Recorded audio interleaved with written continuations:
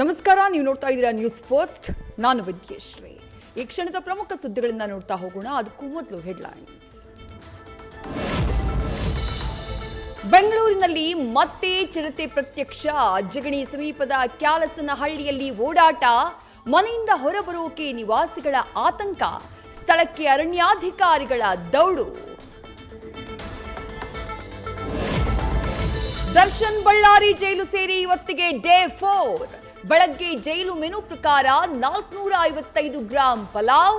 ನಿನ್ನೆ ಪತ್ನಿ ವಿಜಯಲಕ್ಷ್ಮಿ ಭೇಟಿ ವೇಳೆ ನೀಡಿದ್ದ ಡ್ರೈ ಫ್ರೂಟ್ಸ್ ಕೂಡ ಸವಿದ ದರ್ಶನ್.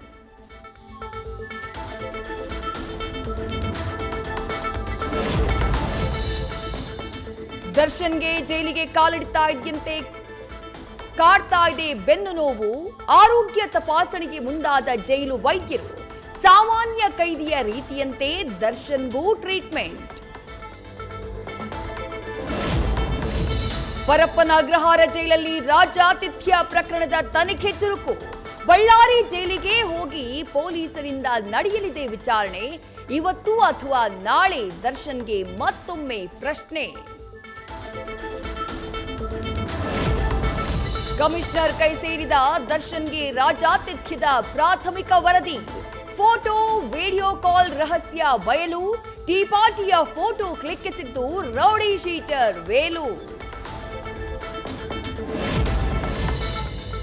ಒಂದ್ ಕಡೆ ಪವಿತ್ರ ಗೌಡಗೆ ಬೇಲ್ ನಿರಾಕರಣೆ, ಮತ್ತೊಂದ್ ಕಡೆ ಭೇಟಿಗೆ ಬಂದವರ ಜೊತೆ ಪ್ರತ್ಯೇಕ ರೂಮ್ನಲ್ಲಿ ಮಾತುಕತೆಗೂ ತಡೆ. ಎಂಟ್ರಿ ಇದ್ದಾಗಷ್ಟೇ ಬನ್ನಿ ಅಂತ ಪವಿತ್ರ ತಾಯಿಗೆ ಪೊಲೀಸರ ಸೂಚನೆ. ಜೈಲಿನಲ್ಲಿ ಅವ್ಯವಹಾರದಿಂದ ಸರ್ಕಾರಕ್ಕೆ ಮುಜುಗರ. ಕಾರಾಗೃಹ ಎಡಿಜಿಪಿಯಾಗಿ ಅಲೋಕ್ ಕುಮಾರ್ ನೇಮಕ ಸಾಧ್ಯತೆ. ಟಫ್ ಆಫೀಸರ್ ನೇಮಕದ ಮೂಲಕ ಡ್ಯಾಮೇಜ್ ಕಂಟ್ರೋಲ್ಗೆ ಸರ್ಕಾರದ ಪ್ಲಾನ್. ದರ್ಶನ್ ಖೈದಿ ನಂಬರ್ ಬೆನ್ನಲ್ಲೇ ಡ್ರೆಸ್ ಟ್ರೆಂಡಿಂಗ್. ಬಳ್ಳಾರಿ ಜೈಲಿಗೆ ಹೋಗುವಾಗ ದರ್ಶನ್ ಧರಿಸಿದ್ದ ಪೂಮಾ ಟಿ ಶರ್ಟ್ ಬೆನ್ನು ಬಿದ್ದ ಫ್ಯಾನ್ಸ್. ಅದೇ ರೀತಿಯ ಟಿ ಶರ್ಟ್ ಧರಿಸಿ ಫೋಟೋ ಶೂಟ್.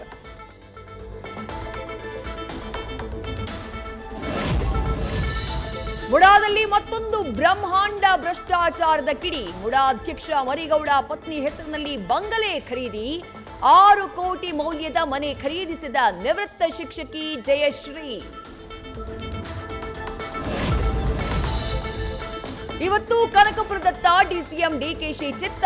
ತಮ್ಮ ನಿವಾಸದಲ್ಲೇ ಜನಸ್ಪಂದನ ಕಾರ್ಯಕ್ರಮ. ಪದೇ ಪದೇ ಸಂಸದ ಡಾಕ್ಟರ್ ಸಿಎನ್ ಮಂಜುನಾಥ್ರ ಭೇಟಿಯಿಂದ ವಿಚಲಿತರಾದ ಡಿಕೆ ಶಿವಕುಮಾರ್.